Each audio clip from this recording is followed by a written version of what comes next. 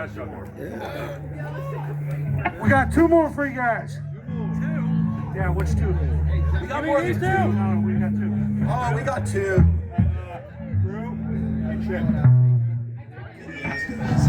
Man, you put as much time into the video. All right.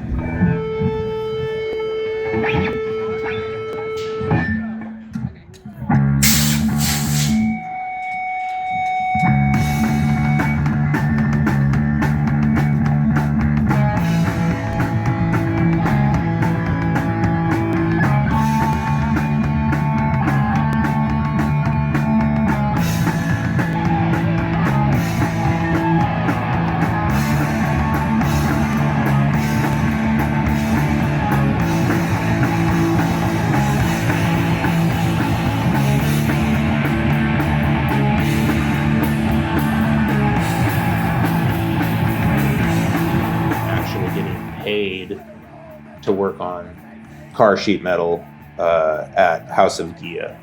Mike Gregory gave me my first paid position, and at the time I thought a Karmann Gia was actually a car called the Karmann by a company called Gia. So I was not even aware that it was a Volkswagen. My family has history with Volkswagens, but I was unaware of the Gias. That's when I got the job for House of Gia, because as I was at some shows, there was a kid, oh God, Shaheen, and he was, he did interior, and I remember his car. He was really into the Mazda, but I got a kick out of his Mark 4, 5, 6. I'm not good with all that, but he had a Golf, and he had upholstered the inside of the headlight. So where it normally is reflective inside, he had upholstered it with diamond tuck, and it was black leather with white stitching. And it was the coolest thing I had ever seen headlight wise. I was like, dude, how did you even think about that? And come to find out Shaheen he had a good eye for this stuff. But needless to say, he hits me up. He says, the guy next door to me that owns the shop next door to me, his metal guy quit and he needs a metal guy. And I told him that you're pretty proficient with metal. And he wants to potentially talk to you about doing some work. So I had been building a 90 Chevy 2500, I think it was, extended cab truck for a couple that was in the club. And so I was like, all right, does this guy want full-time work? Because if it's under the table, I'm down, but I don't know if I want full-time work. And he's like, oh, I don't know, just come talk to him. So I came down, I met Mike Gregory, real nice guy, and we talked a bit. As we were talking, because I was kind of unsure because I'd never worked in this capacity. Nobody other than for friends and friends of friends, I'd never had employment. So I was a little bit shaky on rolling into a shop saying I can do all their sheet metal work, right? So he shows me around the shop and we're talking and he's like, what have you done in the past and this, that, and the other, and start talking about building mini trucks. And man, I don't even remember how it happened, but I mentioned Donnie Muschenko. And Donnie had, as long as I could remember, been running a shop called Gone Solo Customs. And he built mini trucks. Like, he got featured in Mini Truckin' Magazine. Like, he was King Tough. That's what they called him. That was his license plate on his mini truck. But he was in Magical. Apparently, Donnie had been working for a week or two there. And he's like, well, Donnie works here right now. He's been the one that's been filling in, but he has to get back to what he's doing. And I was like, so he'd be the one training me? And I believe Mike said yes, because I think I worked one day with Donnie, and Donnie was like, you got this, and left. And so I learned by trial, and I started doing sheet metal work for House of Gia, and I slowly learned. I worked for Mike, and okay, so this finally gets to this bad boy here. So Mike says, I think I found you a car, because as soon as I started working at House of Gia, I'm looking at these cars going, this looks like a little American sedan from the 50s. I was really into the custom rat rod, the rockabilly scene that had kind of come back up, right? And there's a club in town, the Cherry City Bombers. And so I would see their stuff and I'd see the custom stuff they were doing. And I had already chopped up that truck the first time trying to make it look old, right? But these were already old. And I'm like, oh man. When I started working there, I told Mike, man, one of these things would make the sweetest little lead sled, little German lead sled, right? Just get it low in the back and kind of that tail dragger stance and chop it and do all this stuff. And Mike loves to go off about build. So I just saw lead sled, right? And so one day he says, I got the perfect car for you. And I was like, okay, well, go ahead. So he says, this guy comes in, he wants to build a mid-engine Karmann Gia. And he brought this car, and this car is far too crusty for us to bother with if we're gonna go this deep. I have a better car sitting on the side. I showed it to him. He agrees that it's a better car to start with. It'd be perfect for you. You're patching all this stuff up already.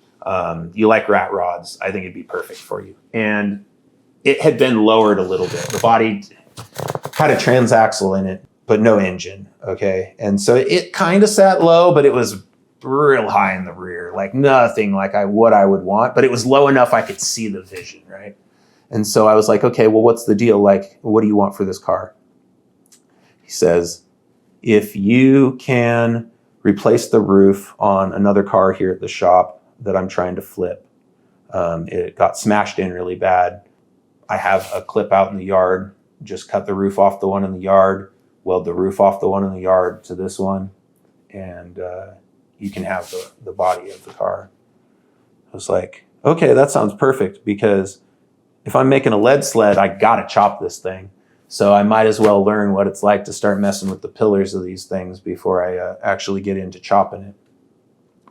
Dropping the bucket for my first Volkswagen, which I really never thought I was going to afford, because by this point the prices had been going up on everything, that it was just going to be out of my price range. I spent more on air ride than I spent on my vehicles, and how can I spend $1,000 on air ride if I already spent a couple grand on the body? So yeah, me and my my kid Hunter, maybe 4 or 5 years old, we went down to House of Gia. And I borrowed a trailer from somebody, and he helped me load it up. We got it up on the trailer, and we brought it back to the little townhouse we were living at in West Salem. 1-car garage, cut up Mazda inside the garage, so it had to go in the driveway. And we got it home, and the first thing I did was take a picture of him standing next to the Gia, because I wanted a height reference. Little did I know that it was going to take me so long to build the car that him as a height reference was not going to work, because he shot up really fast. He's twice the height he was when we took the picture. The Gia was sitting in the driveway. The old lady wasn't really super happy about the whole garage being taken up by a car that didn't move. And I made the hard decision that I was probably never going to do anything with the Mazda.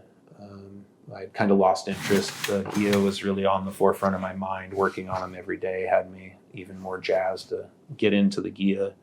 But I had seen some of my friends in the past get rid of their mini trucks. And when they got rid of their mini trucks, other people bought them, posed like it was theirs that they built, do weird things to them. Like, I saw some trucks get hideous afterward, and there was no way I was going to let anybody destroy that truck. Like, if this truck is not going to get built by me, nobody else is going to do anything with it. So I ended up cutting the body into enough pieces that I put it on a flatbed trailer and drug it down to the junkyard. I got rid of that, moved the Gia in. The beam that was in it, it had been narrowed. I can't remember. There was something, but it was some shoddy work. It had adjusters, but it was still stock width. They were welded in very poorly. So what I ended up doing was cut out those adjusters, narrowed down the beam. I think I was trying to narrow it 3.5 inches, I think is what I landed on for.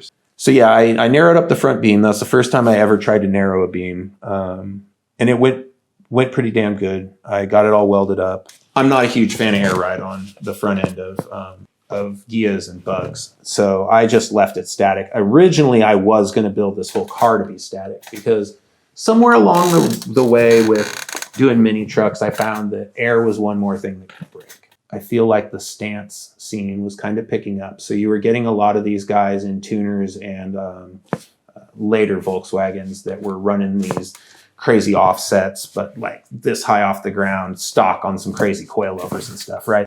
But the problem with the Karmann Gia, kind of like a bus, but not nearly as severe. The rear wheel wells are very low. So what happens is if you static lower the back, the way most people do it, your suspension limits you from getting your wheel out of the wheel well. You end up having to take extra parts off in order to get a wheel out just for a tire change or whatever. So I'm looking at the Gia, trying to figure out what I'm going to do. The other problem you run into on the back of a Volkswagen is the lower you go, you get camber first off because of the swing axle, and you get toe. It toes out really bad because of the way that they triangulate the pieces. It just naturally toes in. That's not going to work for me because if I'm going to ride low, I need my wheels straight. I need to be getting good tire wear. And what I did was reinvented the wheel. I used the tube bender. I bent myself a little subframe to mount the upper bags to. And I looked at the back suspension and I was like, how can I achieve no toe change? Because I just want the camber, but I don't even want the camber real bad either because I'm going really low. You know what I'm talking about? Like really low. So I want usable camber. Plus, the wheel bearing gets better oil if it's not at a goofy angle. You could put sealed wheel bearings in there, but if you don't get the severe angles, the stock ones work fine. So 4-inch trans raise. I'm going low. So I raised the transmission 4 inches. I built the tube subframe for the airbags. That mounts off of the rear forks that the trans mounts off of. Made a big lift for that. I took all the sheet metal in the engine compartment and I moved it accordingly so that it would move up to accommodate the engine moving up as well.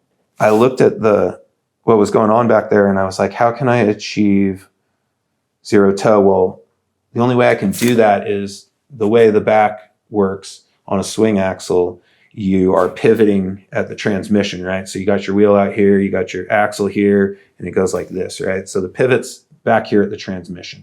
So I figured out where that pivot sat in relation to the rest of everything else was going on. And I took and made a mount that I welded down to the top back of the tunnel where you would normally go in to access your shift linkage. So I welded a solid steel plate into there and made some mounts to mount a set of Heim joints at the midpoint so that they were right in perfect line with the pivot on the transaxle. So that way, when it went down, the rear suspension would be swinging off the same point up front as it was in the back, and put them on the same plane, front to back, side to side, everything, so it lined up.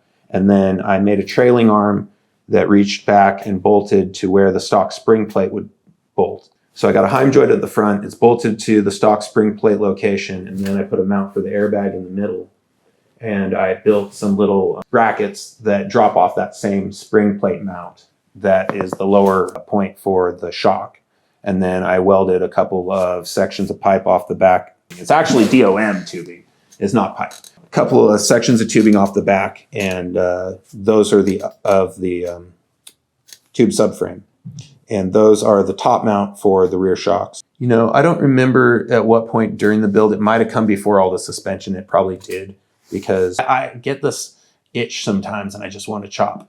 Because chop tops are fun, because most of the time it requires nothing but welding wire, you know. So my kid was a little older now, and we were bored one night, and I was like, you want to do this with me? So he came out to the garage and we laid out where I would cut the roof up. We measured out the front pillars, figured out a line down the top. Then we went ahead and I split up the roof again, but this time, because of the way the Karmann Gia is, I split it in half. Rather than cut it through the door like I would on the Mazda, I only cut it down the middle, and I actually sourced another roof. So now I had 2 roofs to work with, which would allow me to have enough material on the 2 halves that I could just have one weld down the middle rather than have to weld a strip back in.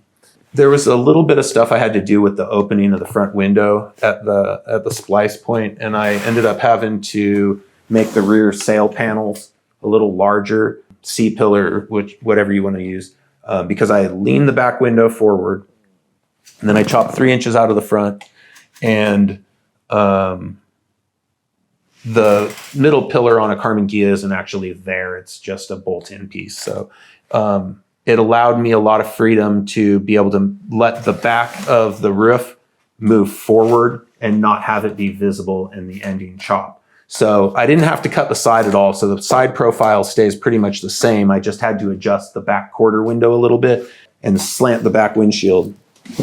I filled in the areas around it. I built on the rest of the car. This whole car is built out of scrap, essentially. Every part of the car.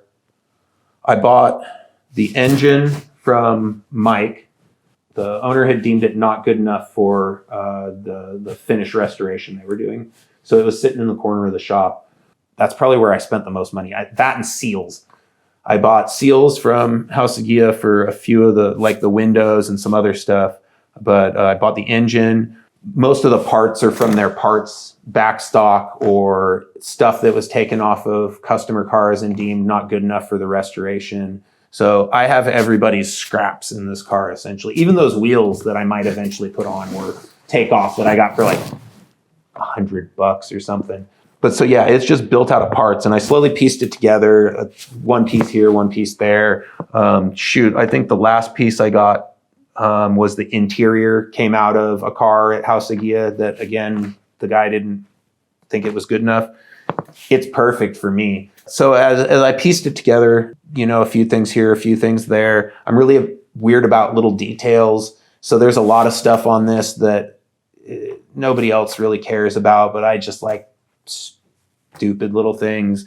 I put a lot of thought into stuff that to most people just looks hacked probably, but it's fun. The paint is the way it is largely because I really wanted a patina car so bad. And this thing looked awful when I got it. Like, it just had sections of white paint, and then the rest of it was stripped to bare metal, and it was rusting. I rocked it like that for a while, and I started writing on it. I had some paint pens, and I just write crap all over the side of it, make it look like a sloppy door up in Portland in between buildings that somebody tagged up. I think I was into Instagram at the time, so I posted a picture, everybody liked it, and I was like, okay, well, what else can I do? And I think I did a Simpsons mural. I think I did patterns. There's still a little bit of the patterns left. The front cowl still kind of looks Argyle, and the nose is still checkered. A couple of guys that paint trains to come by one night, and they painted up the sides of the car. One side is still the train painter stuff. I'm always changing stuff and always writing on stuff. The hood was, let's see, I think it was a Black Flag logo. Then it was a big old Misfits skull for a while. And right now it's a Cobrellaphant, which was my first band that I played punk rock covers in. Back was painted like the robot from Futurama that's too stabby. Roberto, I believe is his name. Painting stuff. I added Blinky here. I think that was the last time I painted it. I was slowly trying to figure out how to make it more complete. At this point I had an engine. My buddy Scott had come by and helped me wire it. Ed had helped me figure out some stuff. I didn't have carbs for it. Didn't know what I was going to do. Wanted something cool and rat roddy. So Mike from House of Gia was like, I'll give you a couple of these. I think it was a 32 pick, a single barrel carb. I'll give you a couple of these. You should make your own dual carb setup. Sure. Hacked up some pipes, made a dual carb setup. Worked pretty good. Actually, you got video of me driving up to Woodburn on that dual carb setup. The linkage just was always a little shaky. So one year at Bug Run, Ed and I were talking, and I made a comment about if I could find the stuff for under, I think I had $200. I might have sold some knives, I think might have been what it was. And I had like $200 or $300 in my pocket. And I said, if I can find the stuff to turbo or supercharge this thing. I went and looked around, and sure enough, not very far from us, there was a booth with an AMR 500 supercharger. I didn't really know anything about what I was looking at the time. I think I got lucky. Later on, I found out AMRs, actually, there's a lot of Chinese AMRs, and apparently they're pretty notorious for blowing up almost immediately.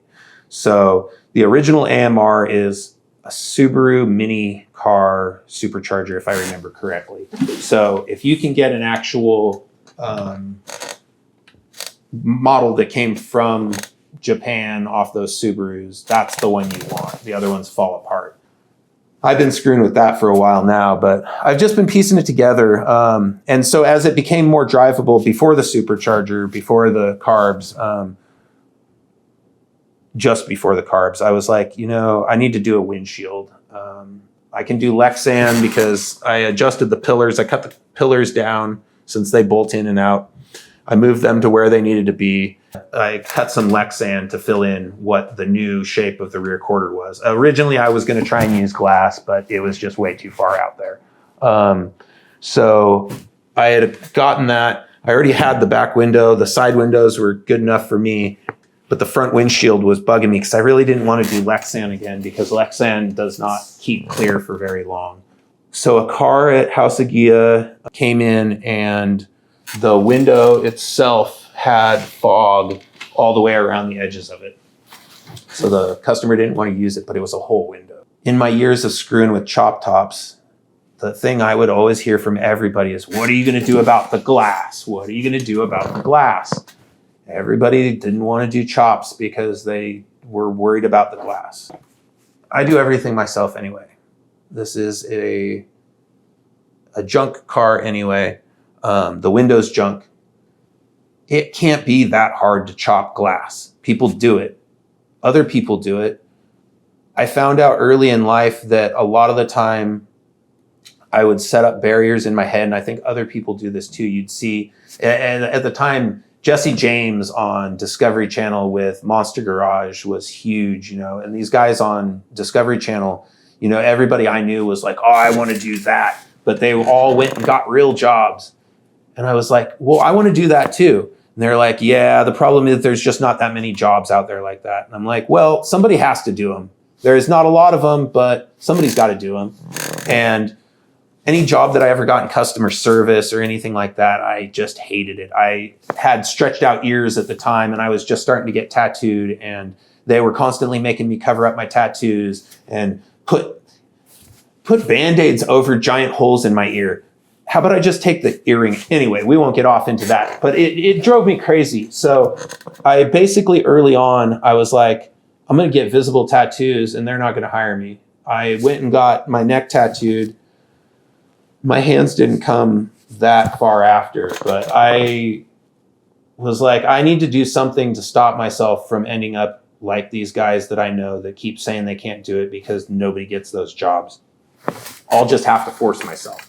So I started building all this shit early. So I'm thinking back to all that as I'm coming to this class. I'm like, I did everything else myself. I'll figure this out too. And I went down the rabbit hole of guys with sandblasters blasting down windows because it might have even been Rusty. Somebody else, one of these other chopped cars I had been watching, and they were talking about cutting windows at one point. But needless to say, I was looking at the sandblaster route. I was looking at all this stuff. I can't even remember who it was, but somebody was like, don't mess with all that sandblaster stuff. If you're going to cut it, do it the right way. Just use a glass cutter, a rolling glass cutter, like everybody thinks of, a little diamond tip roller, right?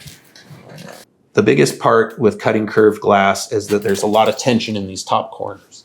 So what I did was I cut the top corners off.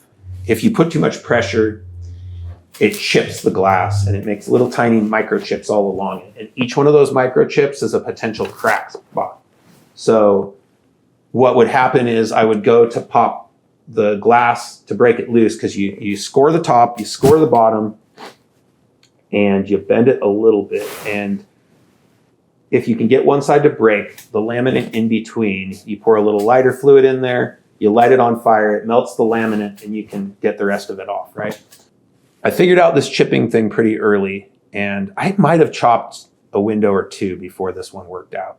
But so I got the corners cut off, and I was going to be taking 3 or 4 inches. It might have ended up being 4 in the glass because I ended up taking 2 strips instead of taking it all at once, because that was another thing that I had watched in these videos.